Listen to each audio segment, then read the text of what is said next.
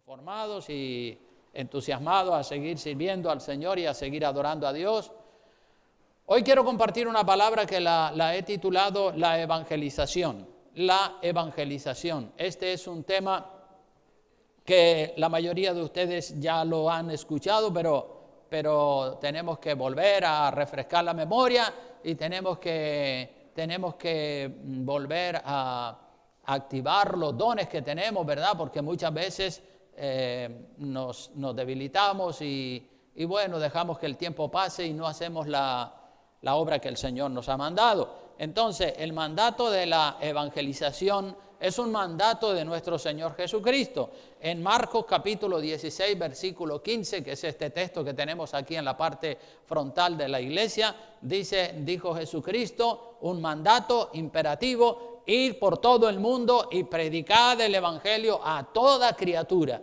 Ese es el mandato del Señor y no podemos obviarlo, no podemos ignorarlo, no podemos dejarlo ahí como si no nos afectara a nosotros. No, tenemos que entender que ese mandato de predicar el evangelio no es solamente para los pastores, para los misioneros que suben aquí a la plataforma a predicar la palabra, sino que es un mandato para toda la iglesia. Cada uno de ustedes puede convertirse en un predicador y puede estar evangelizando y puede hablarle de Dios a sus familiares, a sus amigos y a sus vecinos, y de esa manera usted está cumpliendo la gran comisión, el mandato de nuestro Señor Jesucristo de ir por todo el mundo. Este es un mandato imperativo que, como digo, le corresponde a toda la iglesia, desde el último que se ha convertido hasta el que lleva 30, 40, 50 años de convertido. Todos tenemos la responsabilidad de evangelizar y de hablar de Cristo a nuestros familiares, a nuestros amigos inconversos, y tratar de convencerlos para que se conviertan al Dios vivo y verdadero. Hermano, cuando uno comienza a hablarle de Dios a la gente, hablarle acerca del reino de los cielos, en la mayoría de los casos se encuentra con un rechazo al mensaje de la palabra de Dios. La gente no quiere escuchar la palabra de Dios o no quieren convertirse al Señor y dicen, no, yo soy ateo. Otro dice, bueno, yo tengo mi propia religión. Otro dice, yo no creo en que haya vida después de la muerte. Aquí está todo y una vez que te mueres te meten en el cementerio y ahí se acabó todo. Otro dice, no, pero si la Biblia fue escrita por los hombres y el papel aguanta todo lo que le pongan. Y otro dice, bueno, si Dios es bueno, ¿por qué entonces las guerras y los terremotos y tantas catástrofes que hay en la tierra? Y así comienzan las gentes con argumentos y argumentos, y la gran mayoría de esos argumentos están llenos de incredulidad, están llenos de un espíritu de autodefensa, como que quieren defenderse, como que resisten la palabra de Dios. La gente no quiere creer. Hay mucha incredulidad en el mundo donde nos ha tocado vivir. Hay mucho rechazo al mensaje del evangelio. Incluso hasta se burlan, se mofan de aquellos que son cristianos y de aquellos que les servimos al Señor. Se burlan de nosotros y dicen, ¿dónde está tu Dios? Muéstrame lo que yo lo quiero ver. Todo eso es un río de rechazos al mensaje de la palabra de Dios. Nos incomoda a nosotros como cristianos y a veces hasta nos quita las ganas de seguirle predicando a la gente, nos quita las ganas de seguirle hablando a la gente y decimos, ¿pero para qué le hablamos a la gente si son tan incrédulos y todo lo que uno le dice se lo rebaten, se lo rechazan? Eso sucede, esa es la realidad. Y nos entristece cómo está el mundo perdido, ¿verdad? Pero tenemos que sobreponernos a todo tipo de desánimo y seguir buscando personas que estén dispuestas a oír la palabra de Dios. Tenemos que seguir adelante porque es el mandato de Cristo. Si la gran mayoría de las personas rechazan la palabra de Dios, sigamos buscando que entre tanta gente que rechazan la palabra de Dios, siempre suele haber alguno que dice, oye, pues sí, yo creo y abren sus oídos y abren su corazón y reciben la palabra de Dios. A las personas que rechazan la palabra no hay que seguirlos machacándolos, porque cuando usted le ha predicado a una persona y esa persona rechaza una y otra vez la palabra de Dios, pues usted no debe seguir machacándolo continuamente, porque Cristo dijo incluso que sacudiéramos el polvo de nuestros pies delante de ellos cuando rechazan la palabra de Dios. Vamos a ir al primer pasaje de la Biblia en el Evangelio según San Mateo, en el capítulo 10. ¿Tienen todo su Biblia? Amén. Capítulo 10 de Mateo, versículo 11 al 15, dice allí la palabra de Dios: mas en cualquier ciudad o aldea donde entréis, informaos quién en ella sea digno, y posad allí hasta que salgáis. Y al entrar en la casa, saludadla, y si la casa fuere digna de vuestra paz, si la casa fuere digna, vuestra paz vendrá sobre ella, mas si no fuere digna, vuestra paz se volverá a vosotros. Y si alguno no os recibiere ni oyere vuestras palabras, salid de aquella casa o ciudad y sacudid el polvo de vuestros pies. De cierto os digo que en el día del juicio será más tolerable el castigo para la tierra de Sodoma y de Gomorra que para aquella ciudad. Fíjate si es grave rechazar el evangelio. Más tolerable será, dice la palabra, el castigo para Sodoma y Gomorra, que les va a caer un castigo grande. Pues con todo lo grande que le va a caer el castigo a Sodoma y Gomorra, que eran ciudades llenas de depravación y de inmoralidad sexual, pues dice que ese castigo será más tolerable, es decir, más llevadero que el castigo que le va a venir a aquella persona que rechaza frontalmente la palabra de Dios. Y la palabra dice que tenemos que sacudir el polvo de nuestros pies como una señal de decir, bueno, pues ya se te habló, no quisiste, pues si tú no quieres, pues sigue tú tu camino y yo sigo adelante con el mandato de Jesucristo. El rechazo tan grande que la gente del mundo tiene a la palabra de Dios es algo que a los cristianos nos deja perplejos. A mí personalmente me deja perplejo. Yo amo a Dios con todo mi alma. Cuando me predicaron el evangelio, lo recibí como con los brazos abiertos, porque la verdad yo desde niño había sido instruido en la Iglesia Católica y bueno, pues el Espíritu Santo habla y el Espíritu Santo convence de pecado, ¿verdad? Y cuando yo era un joven católico que andaba por ahí en el mundo, pues la conciencia, el Espíritu de Dios, aún sin ser cristiano evangélico, pues el Espíritu de Dios me hablaba y me hacía ver que yo estaba en pecado. Y claro, yo me justificaba y a veces pues trataba de olvidarme y de eludir esos pensamientos que venían a mi corazón, pero ya cuando estaba casado con 23 años, entré en una crisis de fe porque aparecieron por allí por mi casa los testigos de Jehová, los mormones y todos hablándome de Dios, y como yo era sensible a las cosas de Dios, pues yo los recibía junto con mi esposa y los escuchábamos, y cuanto más los escuchábamos más nos confundían porque ellos traían un mensaje que para nosotros era chocante, y así fue que en ese ambiente fue que tomamos la decisión de comprar una Biblia y leerla enterita para eliminar todas las dudas que teníamos. Y leyendo la palabra de Dios nos convertimos, mi esposa y yo, ya éramos cristianos entregados al Señor sin conocer todavía a los cristianos evangélicos, pero ya habíamos entregado nuestra vida a Cristo, por lo menos ya estábamos ligados a la palabra de Dios. Y cuando vino un misionero evangélico y nos predicó en nuestra casa, fuimos a la iglesia evangélica para escuchar la palabra, y desde el primer día que fuimos ya nos quedamos allí definitivamente, claro, primero preguntando para ver todo lo que creían los evangélicos, y cuando nos convencimos de que todo lo que creían los evangélicos estaba en la palabra de Dios, pues allí nos quedamos, allí nos bautizamos y allí seguimos adelante.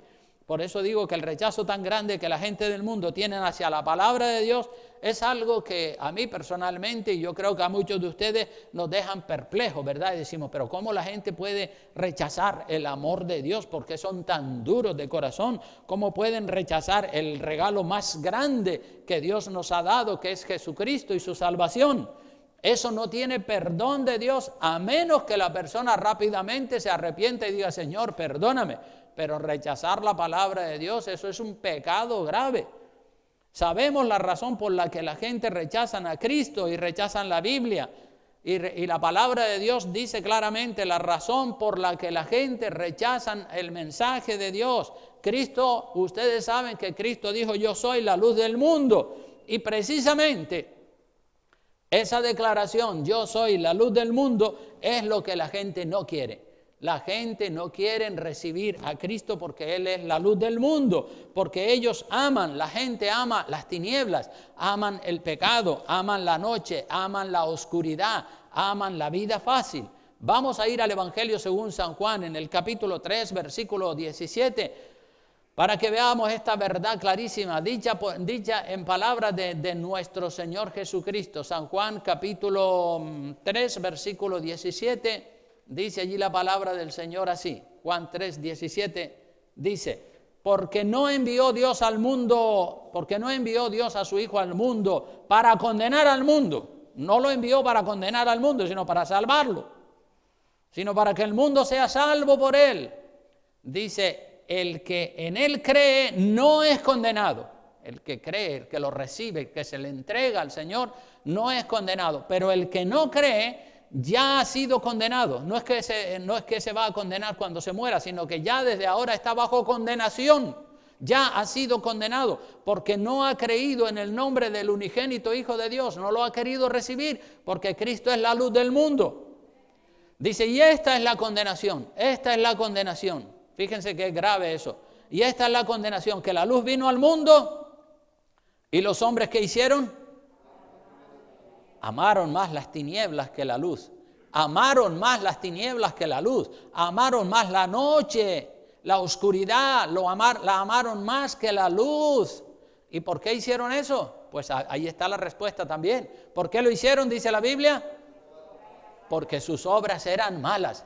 La vida que ellos llevaban era mala. Los pecados que estaban haciendo eran abominables ante los ojos de Dios. Y como sus obras eran malas, y ellos estaban a gusto con sus malas obras, sigue diciendo la palabra, porque todo aquel que hace lo malo, ¿qué hace el que hace lo malo? Aborrece la luz, no quiere la luz de Cristo, no la quiere y no viene a la luz para que sus obras no sean reprendidas. Ellos lo saben, dice, si le entrego mi vida a Cristo, allí me van a decir que no puedo fornicar, que no puedo robar, que no puedo mentir, que no puedo codiciar la mujer del prójimo. Yo estoy haciendo todo eso y estoy feliz con todos esos pecados. Entonces, por eso no quieren venir a la luz de Cristo para que sus pecados, sus malas obras no sean reprendidas, porque saben que si vienen a la luz van a escuchar la palabra de Dios y la palabra de Dios le va a dar frontalmente en sus propios pecados. Ya lo dice la palabra bien claro, todo aquel que hace lo malo aborrece la luz, aborrece la Biblia, aborrece la verdad. Dice, y no viene a la luz para que sus obras no sean reprendidas. Quiere seguir viviendo en pecado, no quiere que le reprendan, no quiere que le corrijan. Dice, mas el que practica la verdad, verso 21, ese sí viene a la luz. El que ama a Dios y el que ama la verdad y el que ama la luz, ese sí viene a la iglesia, ese sí viene a la luz, para que sea manifiesto que sus obras son hechas en Dios. Entonces dice, yo estoy andando bien, yo estoy haciendo las cosas correctamente, pues viene a la luz y recibe a Cristo como Señor y Salvador.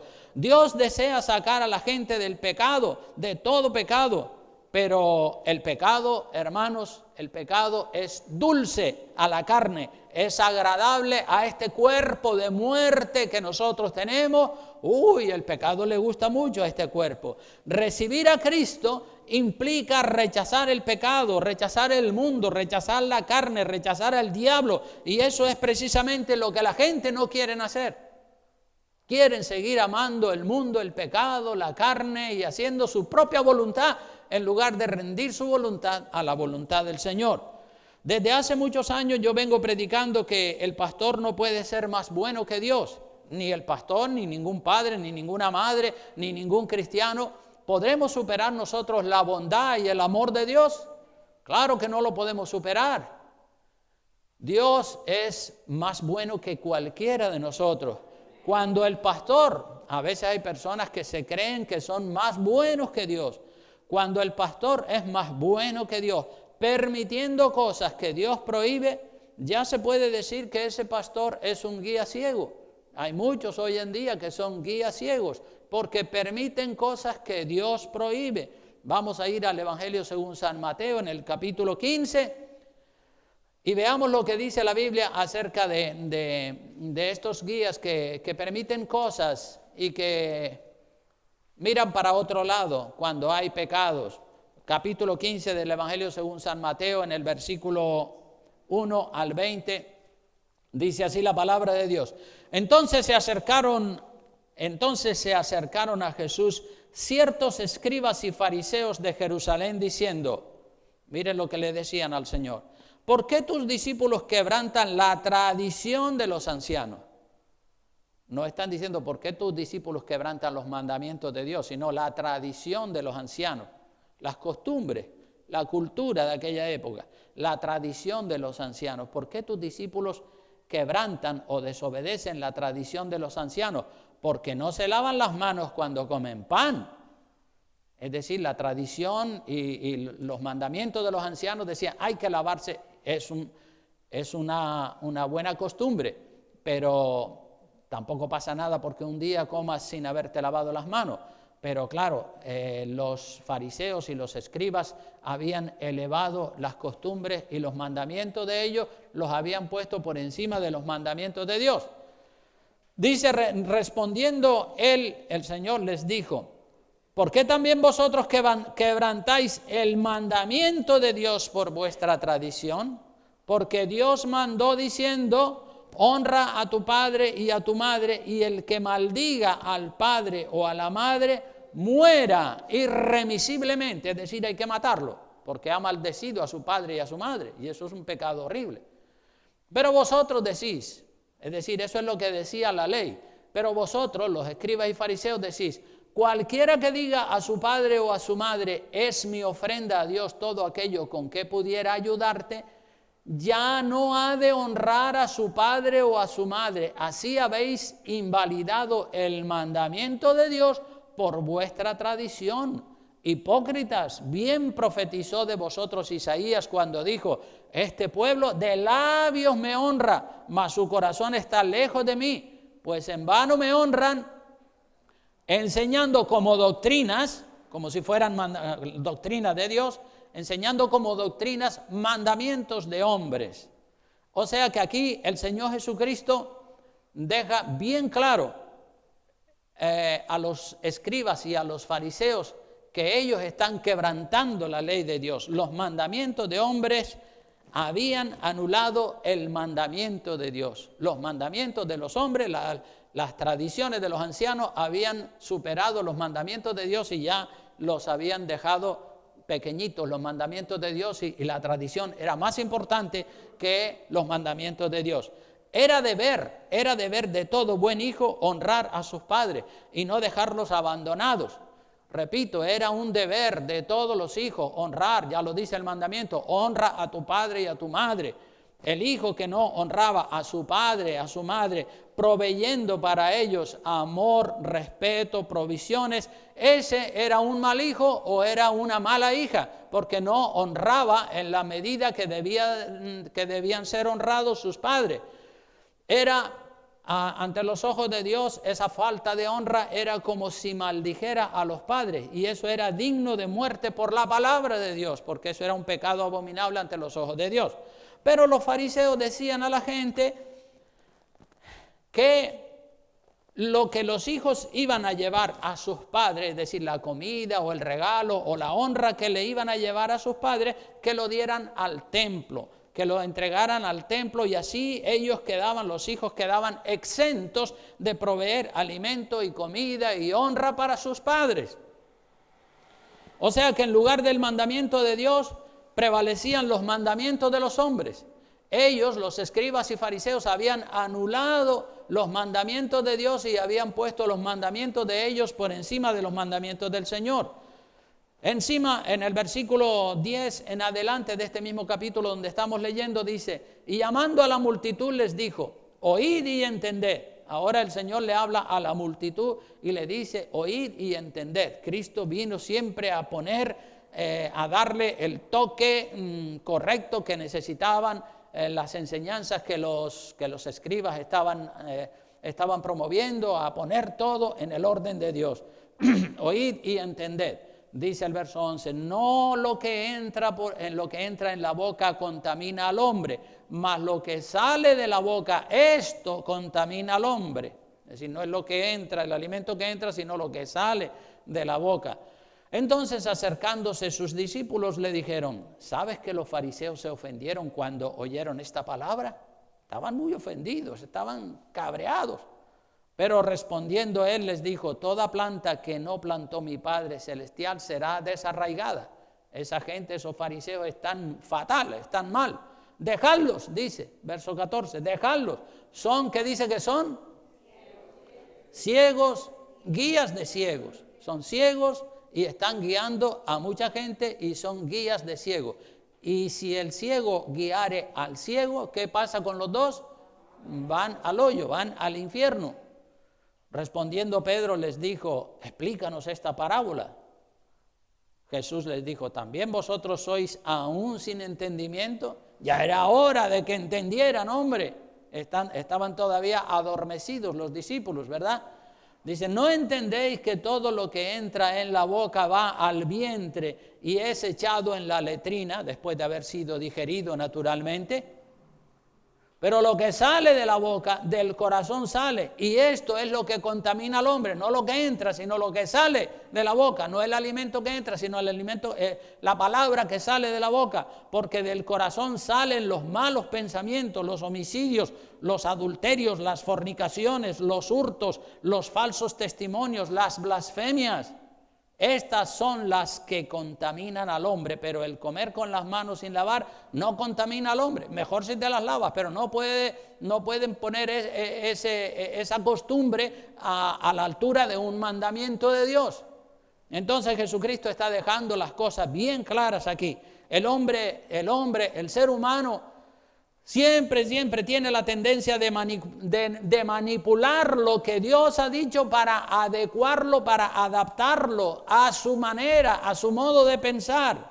El Evangelio, hermanos, es un mensaje radical, no es un mensaje dulce para la carne, como muchos predican. El Evangelio es radical, el Evangelio es contundente, el Evangelio le da duro a la carne. Nosotros los humanos tenemos la tendencia siempre a suavizar el mensaje de la cruz cuando evangelizamos para ganarnos a más personas y empezamos a decirle cosas bonitas, y está bien que se las digamos, pero también le tenemos que decir las verdades cardinales de la palabra de Dios, porque si solamente le decimos las promesas y las bendiciones que Dios tiene para él, pues estamos dando un mensaje mutilado, un mensaje incompleto. Tiene que ser el mensaje completo. Si nosotros suavizamos el mensaje de la cruz por algún motivo egoísta, nos convertimos como los fariseos, ¿verdad? Los fariseos habían suavizado las cosas para adecuarlas a su manera de pensar. Sigamos nosotros evangelizando, hermanos. Tenemos la responsabilidad de la evangelización. Sigamos evangelizando con el mensaje de la cruz completo, sin quitarle, sin ponerle absolutamente nada, ¿verdad? Porque no podemos nosotros manipular la palabra de Dios. El mensaje de la cruz es un mensaje escandaloso, es un mensaje chocante para el hombre carnal, para el hombre materialista. Es un mensaje chocante y le cuesta mucho aceptarlo y le cuesta mucho digerirlo. El mensaje de la cruz demanda una decisión. El mensaje de Cristo demanda una decisión firme, sin titubeo de ninguna clase. La persona se tiene que entregar completamente al Señor. ¿Cuántas personas han tomado Yo he visto en los años que llevo sirviéndole al Señor, he visto montones de personas que han tomado la decisión de seguir a Jesús y se han bautizado en agua en la iglesia y se han congregado en la iglesia por algunos años, pero luego se han apartado. La decisión que tomaron de seguir a Jesús no fue una decisión firme, sino fue a lo mejor una decisión movida por los sentimientos, porque si hubiera sido una decisión firme y definitiva, perseverarían en los caminos del Señor toda su vida. Alguien dijo en una ocasión, no, es que la gente no aceptan a Cristo porque no comprenden el mensaje de la cruz. La gente no acepta a Cristo porque no comprenden el mensaje de la cruz. Pero otro le respondió diciendo, no aceptan a Cristo porque sí comprenden. Porque sí comprenden, porque comprenden lo que eso significa, pero no quieren pagar el precio, no quieren llevar la cruz. Y es verdad, son más las personas que no aceptan a Cristo por comprender precisamente lo que implica el Evangelio que aquellos que dicen, no, es que no entiendo. Los que no entienden son una minoría insignificante. La mayoría de la gente del mundo entiende que si se entregan a Cristo, pues eso les va a limitar, eso les va a frenar todo su pecado y eso les va a reprender todas sus malas obras. Y precisamente como entienden eso, dicen, pues no me quiero meter ahí porque si no, ahí tengo que hacer esto y esto y esto, cosas que no quieren hacer y tienen que dejar de hacer aquello que les gusta hacer. Se vive más cómodamente, sin la cruz, sin responsabilidad, sin tantas normas, sin tantos mandamientos. Desde el punto de vista carnal, claro que se vive mucho más cómodamente, pero ¿de qué le sirve al hombre ganar el mundo si pierde su alma? No sirve para nada. Cuando testificamos a otras personas acerca de Dios, nos gustaría que se convirtieran. ¿Cuántos dicen amén? Claro, nos gusta que la gente se convierta cuando nosotros les predicamos, pero nosotros tenemos que seguir adelante con el mensaje, tanto si se convierten cuando les predicamos, como si no se convierten. Nosotros tenemos que seguir adelante. Claro que si se convierten nos alegra el corazón y si no se convierten pues nos deja tristes, pero que eso no nos impida seguir adelante predicando la palabra de Dios. A nosotros nos ha tocado predicarle a una generación incrédula, a un mundo materialista, a un mundo que ama el placer por el placer, que es hedonista. Pero esta no es la única generación en toda la historia de la humanidad que ha sido una generación incrédula. Han habido otras generaciones en el pasado, si miramos la historia, que también han sido incrédulas. Por ejemplo, la generación de Noé y la generación de Lot. También Noé y Lot predicaron para salvar a la generación de su época. Noé estuvo predicando más de 100 años ahí, predicando, mientras construía el arca en la que su casa se iba a salvar. Pero ¿qué pasó? La gente se burlaba de Moisés, de Noé, y no querían entrar por la puerta estrecha.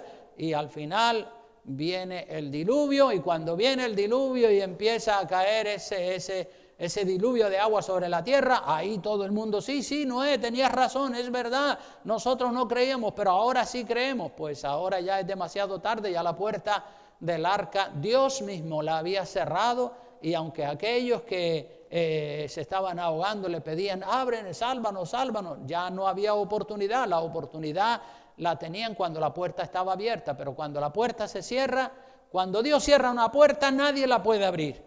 Y cuando Dios la abre, nadie la puede cerrar. Ahora mismo la puerta de la salvación está abierta para todo aquel que diga, yo quiero servirte, Señor, y se entrega a Cristo de corazón. El caso de Lot. En el caso de Noé solo se salvaron 8 personas. Noé, su esposa y sus 3 hijos casados con sus respectivas esposas. 8 en total. En el caso de Lot, en la época de Sodoma y Gomorra, solo se salvaron 3 personas. Es decir, se salvaron 4, pero se salvaron de morir achicharrados allí con el fuego que caía del cielo. Se salvaron 4. Pero después la mujer de Lot se le fue su corazón otra vez a la ciudad de Sodoma y Gomorra y se quedó convertida en estatua de sal, como todos saben. Entonces, bueno, Vemos esas generaciones, la generación de Noé, la generación de Lot. Vemos cómo la gente fue incrédula. Entonces no nos debe extrañar, aunque no nos gusta ni un pelo, ver la incredulidad que la gente tiene hoy en día. Pero bueno, estamos en un mundo caído y a nosotros nos ha tocado vivir en la generación que nos ha tocado, y desde ahí tenemos que predicar la palabra de Dios. ¿Cuánto daríamos porque fueran muchos los que se salvan, verdad? ¿Cuánto daríamos nosotros? ¿Cuánto daríamos por nuestros familiares que están perdidos, que se salvaran? ¿Y cuánto les hemos hablado? Pero no quieren. Vamos a ver otro pasaje en el Evangelio según San Lucas, en el capítulo 13, San Lucas capítulo 13, versículo 22 al 30. Allí dice, alguien le hizo una pregunta al Señor Jesucristo. San Lucas capítulo 13, versículos 22 en adelante. Fíjense la pregunta que le hicieron al Señor Jesucristo, que muchas veces nosotros también nos hacemos esa pregunta. Ya se lo hicieron a Jesucristo en su época, 2000 años atrás. Dice Lucas 13, 22, dice, pasaba Jesús por ciudades y aldeas, enseñando y encaminándose a Jerusalén. Y alguien le dijo, Señor, ¿son pocos los que se salvan? Mira qué pregunta. Señor, ¿son pocos los que se salvan? Y él les dijo, el Señor Jesucristo, esforzaos a entrar por la puerta angosta, porque os digo que muchos procurarán entrar y no podrán. Esforzaos a entrar. Entrar por la puerta estrecha requiere un esfuerzo. Requiere un quebrantamiento, requiere un arrepentimiento de pecado, requiere una entrega incondicional al Señor Jesucristo. El Señor no engaña a nadie. Esforzaos a entrar por la puerta angosta, por la puerta estrechita, porque os digo que muchos procurarán entrar y no podrán. ¿Por qué no pueden? Si procuran entrar, ¿por qué no pueden? Porque quieren meter todo su pecado por la puerta estrecha. Y si usted lleva una carga de pecados tremenda y quiere entrar por una puerta estrecha, no puede, porque sus pecados tienen un volumen mayor que el de su propio cuerpo. Hay que dejar atrás todo pecado, toda inmoralidad para poder pasar por esa puerta estrecha. Después que el padre de familia, dice el verso 25, se haya levantado y cerrado la puerta, y estando fuera empecéis a llamar a la puerta diciendo, Señor, Señor, ábrenos. Él respondiendo os dirá, no sé de dónde sois, ya la puerta está cerrada, como en el caso de Noé. Entonces comenzaréis a decir, delante de ti hemos comido y bebido y en nuestras plazas enseñaste, íbamos a los cultos y todo lo demás. Y orábamos y teníamos una Biblia. Pero os dirá, os digo que no sé de dónde sois, apartaos de mí todos vosotros hacedores de maldad.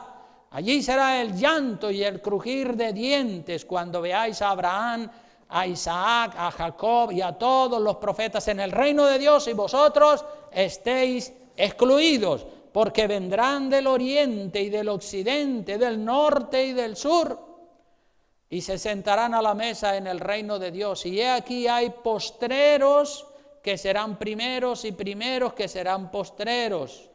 O sea que esforcémonos, hermanos, esforcémonos a predicar la palabra y a vivir ese evangelio radical y de compromiso que el Señor nos está pidiendo, porque muchos intentan entrar, pero no pueden. Es la puerta angosta, es el camino estrecho. Ese es el texto que nosotros tenemos ahí en el púlpito, y también afuera en la puerta lo hemos puesto para que la gente conozca el evangelio completo, conozca la verdad absoluta.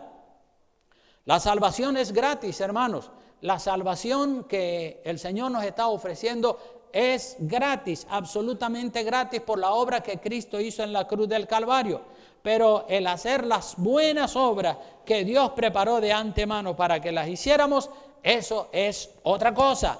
Vamos a ir a ver el libro de Efesios, el apóstol Pablo hablándole a los Efesios en el capítulo 2, versículo 8. Efesios 2, 8, dice la palabra de Dios, dice, porque por gracia, todos lo tienen, ábralo por favor, lean su Biblia, porque por gracia sois salvos, por medio de la fe. Y esto no de vosotros, es un don de Dios, un regalo de Dios. La salvación es un regalo un regalo que no tienes que pagar absolutamente nada. Por gracia, por fe, por gracia soy salvo. Y esto no de vosotros, es decir, no es una obra que nosotros hemos hecho, es un regalo generoso que nos da el Señor. Dice, no por obras, no por las buenas obras que hagamos vamos a ser salvos, no por obras para que nadie se gloríe, porque cuando la gente piensa que son salvos por las buenas obras que hacen, le entra enseguida el orgullo. El orgullo es el enemigo número uno del cristiano. Cualquier cosita buena que hagamos, enseguida viene el diablo a darnos palmaditas en la espalda y decir, oh, qué buen cristiano eres, tú sí que eres un gran hombre de Dios, tú sí que eres una mujer de Dios, qué bueno eres, qué inteligente, qué generoso, qué dadivoso, qué hospitalario. Y empieza el diablo a echarnos piropos de todo tipo. ¿Para qué? El diablo lo que quiere es meternos el orgullo en el corazón y que nosotros empecemos a presumir de que somos los más puros y los más santos y los más generosos del mundo, ¿verdad? Porque el diablo es astuto y el diablo siempre quiere meterle el orgullo, porque con el orgullo hace tropezar a las personas y caen espiritualmente. Así que no por obras para que nadie se gloríe, dice la palabra de Dios. Cuando la salvación es por la obra de Cristo, no tenemos motivo para vanagloriarnos nosotros. Dice porque, el verso 10 de ese mismo capítulo dice, porque somos hechura suya, creados en Cristo Jesús para buenas obras, las cuales Dios preparó de antemano para que anduviésemos en ellas. Fíjate, muchas personas, muchos de los que son cristianos irresponsables y no quieren hacer buenas obras, ellos te leen el versículo 8 y el 9 y te repiten hasta la saciedad, porque por gracia sois salvos por medio de la fe, y esto no de vosotros, pues es un don, un regalo de Dios, no por obras para que nadie se gloríe. Y ahí se quedan. Pero yo digo, ¿y por qué no siguen leyendo el versículo 10? Dice, porque somos hechura suya, creados en Cristo Jesús para buenas obras. Para eso es que Dios nos ha creado, para que hagamos buenas obras, las cuales Dios preparó de antemano para que anduviésemos en ellas. Entonces tenemos que hacer buenas obras, porque Dios nos creó para que hiciéramos buenas obras y las preparó de antemano para que las practicáramos. Amén. Pero el hacer las buenas obras que Dios preparó de antemano para que anduviésemos en ellas, eso es otra cosa, que la gente, que muchos cristianos que son irresponsables no quieren llegar hasta el versículo 10, se conforman con el 8 y el 9 y soy salvo por la obra de Cristo y soy salvo por la obra de Cristo. Vale, perfecto, yo también soy salvo por la obra de Cristo, pero ¿y qué decimos del versículo 10? Que es un llamado a que hagamos las buenas obras que Dios preparó de antemano para que anduviésemos en ellas. Por eso, hermanos, perseveremos en hacer el bien, a pesar de la incredulidad de la gente. Vamos a ir al libro de Romanos, ya voy terminando, pero vamos a ir al libro de Romanos en el capítulo 2, versículos 1 al 11, Romanos capítulo 2, versículos 1 al 11. Vamos a leer este pasaje de la Escritura también, 2 del 1 al 11, dice: por lo cual eres inexcusable, oh hombre, quien quiera que seas tú que juzgas, pues en lo que juzgas a otro te condenas a ti mismo. En lo que juzgas a otro te condenas a ti mismo. Porque tú que juzgas, haces lo mismo. Cuidado con juzgar a otras personas. Dice, mas sabemos que el juicio de Dios contra los que practican tales cosas es según verdad. Y piensas esto, oh hombre, tú que juzgas a los que tal hacen y haces lo mismo, que tú escaparás del juicio de Dios. ¿O menospreciáis las riquezas de su benignidad, paciencia y longanimidad, ignorando que su benignidad te guía al arrepentimiento? Pero por tu dureza y por tu corazón no arrepentido, atesoras para ti mismo ira para el día de la ira y de la revelación del justo juicio de Dios, el cual pagará a cada uno conforme a sus obras. Vida eterna a los que perseverando en hacer el bien, y ahí deberíamos de estar nosotros, todos nosotros, vida eterna a los que perseverando. Tenemos que perseverar en hacer el bien. No podemos derrumbarnos, desanimarnos y decir, bueno, pues ya no voy a seguir evangelizando porque la gente son unos incrédulos y no reciben la palabra de Dios. Es verdad que muchos no la reciben y quizás la gran mayoría no la reciben, pero siempre entre esa gran mayoría hay alguno que sí, que recibe la palabra de Dios. Por eso el verso dice que perseveremos en hacer el bien, en bendecir a la gente y también en evangelizarlo, en hacer el bien, vida eterna a los que perseverando en hacer el bien buscan gloria y honra e inmortalidad. El verso 8 dice, pero ira y enojo a los que son contenciosos y no obedecen la verdad, sino que obedecen a la injusticia, tribulación y angustia sobre todo ser humano que hace lo malo, el judío primeramente y también el griego, pero gloria y honra y paz a todo el que hace lo bueno, al judío primeramente y también al griego, porque no hay acepción de personas para con Dios. Dios no hace acepción de personas, a todo el mundo con la misma regla, a todo el mundo con la misma medida. Entonces nosotros vamos a perseverar en hacer el bien. La salvación nuestra, hermanos, no depende de si hay muchas personas en la iglesia o si hay pocas. No puede depender de eso. Claro que nos gustaría que la iglesia estuviera a reventar por todos los lados y la gente convirtiéndose. Por supuesto que a todos nos gusta, pero el Señor dijo que la puerta es estrecha, el camino es angosto. Muchos intentan, pero no pueden entrar porque quieren meter su pecado dentro de la iglesia. Entonces, gloria a Dios por los que hay. Sean pocos o sean muchos, sigamos adelante proclamando el mensaje de la verdad y el resultado corre a cargo de Dios. Así que la salvación nuestra, tu salvación y la mía, no depende de si hay muchos o si hay pocos en la iglesia. Tampoco depende de si están animados o están desanimados. No, la salvación es individual y solo depende de ti y de Dios. Si tú tienes fe y te mantienes firme en el camino del Señor y haces la voluntad de Dios independientemente de lo que otros hagan, pues tú vas a heredar el reino de los cielos. Amén. Así que la salvación nuestra depende de la fe que tengamos en la obra de Cristo y también depende de nuestra obediencia y de nuestra perseverancia en los caminos del Señor. Todos nosotros hemos sido invitados a hacer el trabajo de la obra del Señor. Después de habernos arrepentido de todos nuestros pecados y de habernos entregado a Cristo, ahora tenemos el mandato de hacer buenas obras, de llevar el Evangelio. Tenemos que bendecir a los que están perdidos. La obra que tenemos que hacer está ahí en Marcos capítulo 16, versículo 15. Ir por todo el mundo. Esa es una parte de la obra que tenemos que hacer. Esta obra hay que hacerla por amor al Señor, porque es un mandato de Jesucristo. No hay nada que produzca tanta satisfacción como hacer las cosas a favor de Dios y a favor de la humanidad.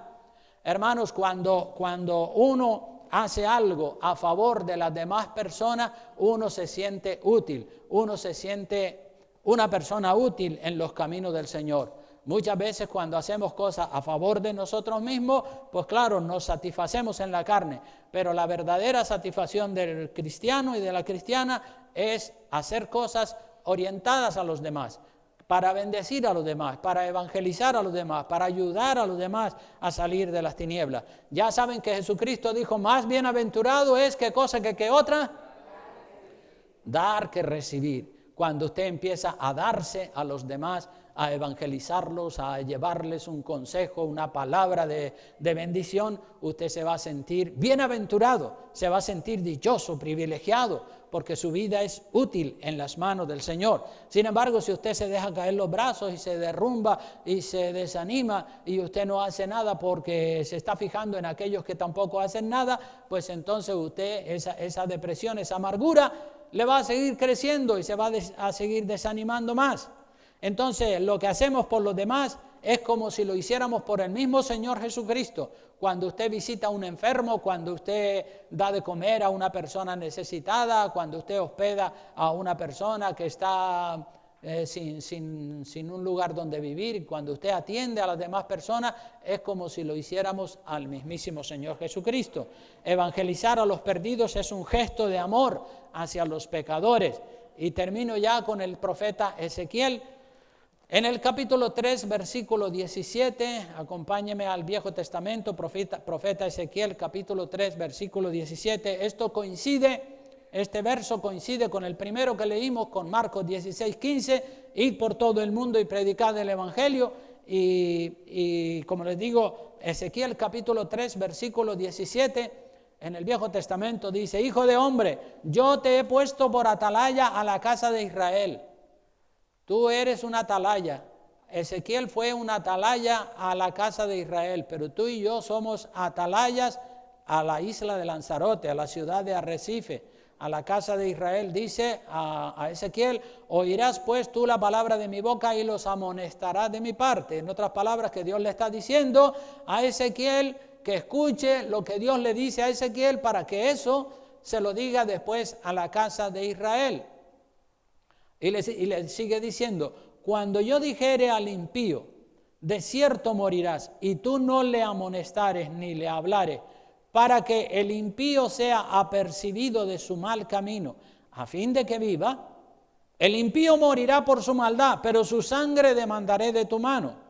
Es decir, Dios le está diciendo a Ezequiel que cuando Dios le da un mensaje a Ezequiel para que aperciba, para que hable, para que corrija a determinadas personas que están viviendo en pecado, si Ezequiel lo hace, obedece a Dios, pero si no lo hace, dice, esa persona a la que Ezequiel le pudo haber hablado, si no le habló, dice Dios que la sangre de esa persona la demandará de la mano del profeta Ezequiel. Pero si tú, dice el verso 19, pero si tú amonestares al impío y él no se convirtiere de su impiedad y de su mal camino, él morirá por su maldad, pero tú habrás librado tu alma. Es decir, ya tú cumpliste tu responsabilidad, le hablaste, lo trataste de corregir y él rechazó los consejos y las buenas palabras que le estaba dando, las rechazó. Entonces ya tú estás libre de responsabilidad delante de Dios.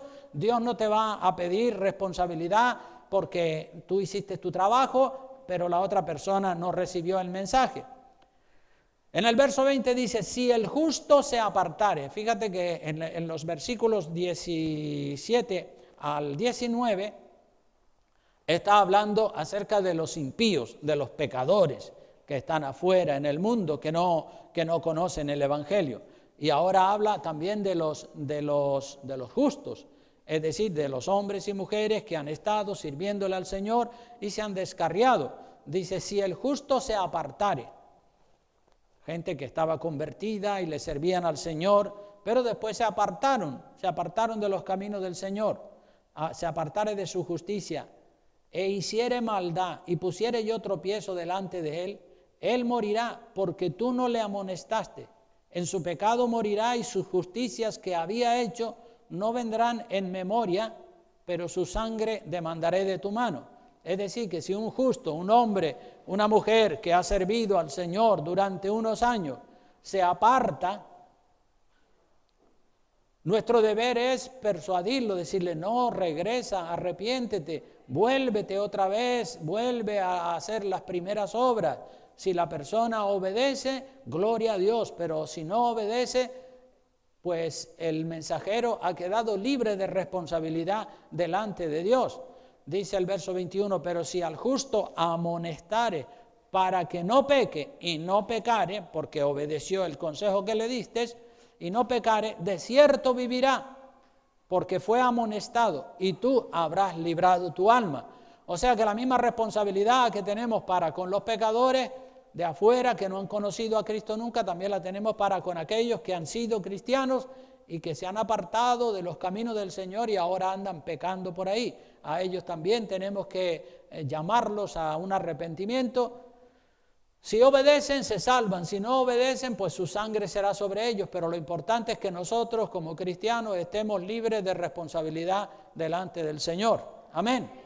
Pues este ha sido el mensaje de la palabra. Vamos a inclinar el rostro, puestos en pie, y orar al Señor para que podamos reactivar ese espíritu de evangelización, que sigamos evangelizando, que sigamos predicando, que sigamos proclamando las grandes verdades de la palabra de Dios, porque hay personas todavía, pocos quizás, pero hay personas que no han oído y tienen que ser evangelizados.